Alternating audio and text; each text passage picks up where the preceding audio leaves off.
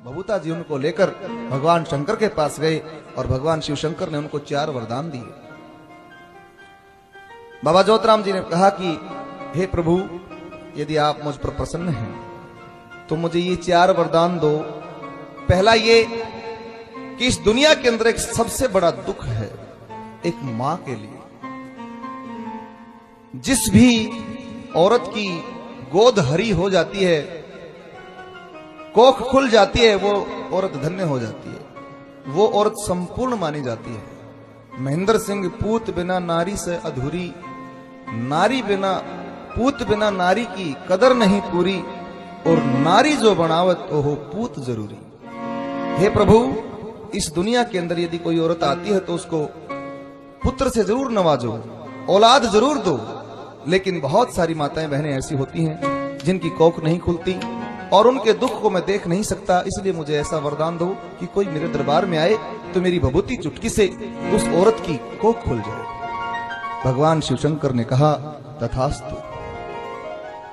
दूसरा वरदान ज्योतिराम जी ने मांगा कि प्रभु, इस दुनिया के अंदर एक और बहुत बड़ा दुख है। इंसान के आंतरिक दुखों की कमी नहीं है, लेकिन एक गृहस्थ परिवार के अंदर, जिसके अंदर माँ बाप भाई बहन सभी होते हैं, और यदि उस परिवार में कोई आदमी शराब पीता हो, दारू पीता हो, तो वो घर स्वर्ग होते हुए भी नरक हो जाता है, क्योंकि एक शराब 100 बीमारियों की जड़ है। मेरे बाबा, यदि कोई मेरे दरबार में आकर अपनी शराब छुड़वाने के लिए मुझसे प्रार्थना करे तो मेरी भभूति चुटकी से उस इंसान की शराब छूट जाए और उसके घर में खुशियों का आवास हो, निवास हो। भगवान शिव शंकर ने कहा तथास्तु। तीसरा वरदान मांगा कि हे प्रभु,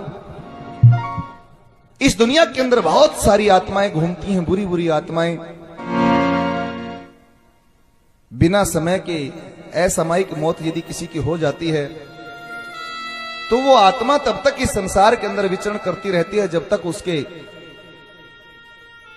उसकी मुक्ति का समय नहीं आ जाता। और प्रभु, वो आत्माएं कभी किसी इंसान में कभी किसी इंसान में घुसकर किसी को परेशान करती हैं, जिसको आजकल हम संकट बोलते हैं। आपने मेहंदीपुर का नाम सुना होगा। मेहंदीपुर में हमारे हनुमान जी बालाजी महाराज का परम पवित्र धाम है, जहां पर इस चीज की बड़ी विख्याता है कि संकट कटते हैं। वहां पर लोगों के अंदर भूत प्रेत बहुत बोलते हैं। ज्योतिराम जी कहने लगे कि प्रभु, यदि मेरे कोई दरबार में आए संकट का सताया हुआ तो मेरी भभूति से उस आदमी का संकट कटे, ऐसा मुझे वरदान दो। भगवान शिव शंकर ने कहा तथास्तु।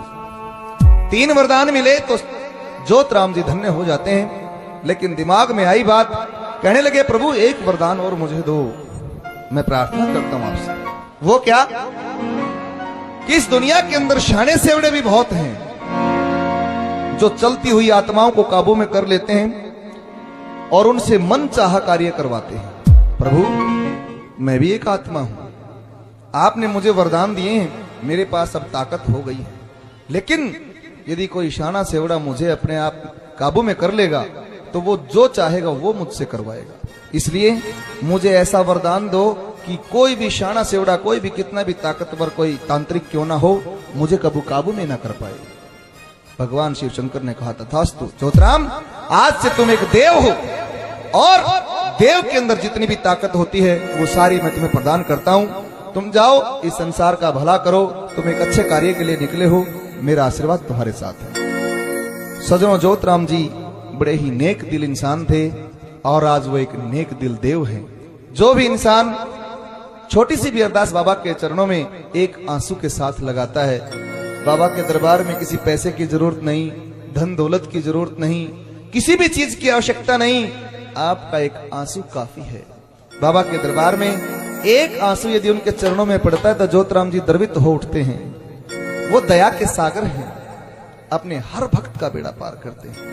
कितना भी बड़ा रोग क्यों ना हो सजनों, ज्योतिराम के दरबार में कैंसर, ब्रेन ट्यूमर, टीबी, भयंकर से भयंकर असाध्य रोगों का निवारण करते हैं ज्योतिराम जी, कोढ़ तक ठीक करते हैं। ये चमत्कार हैं ज्योतिराम जी के, कभी देखना, एक नहीं हजारों में ऐसे आप लोगों को ज्योतराम जी के चमत्कारों के उदाहरण बता सकता हूं कि ज्योतराम जी ने क्या क्या ठीक किया है। किसी आदमी को कैंसर हो और कैंसर बड़े बड़े अमेरिका तक के डॉक्टरों से ठीक नहीं होती, आखिर में आदमी को मरना ही पड़ता है। लेकिन ज्योतराम के दरबार में आने से कैंसर जैसे भारी रोग भी ठीक हो जाते हैं। ऐसे हैं वो देव, उनका वरदान ही, उनका आशीर्वाद ही काफी आप लोगों के लिए। इसलिए मुझे आज तक ऐसा देव कोई नहीं मिला। और सबसे बड़ी बात तो यह है कि वो अपने भक्त के हृदय की बात समझते हैं। मात्र एक अरदास पर वो काम करते हैं, उनको किसी बात का लोभ लालच भी नहीं। तो ऐसे देव को बार बार नमन है, सत सत प्रणाम है। वो देव सदैव सदैव इस दुनिया के भक्तों का कष्टों का निवारण करता रहे, भलाई करता रहे। हम बाबा से प्रार्थना करते, मेरे देव कभी अपने भक्तों से दूर मत होना। और ज्योतराम जी का परम पवित्र धाम बना भणिन में, जहां पर भक्त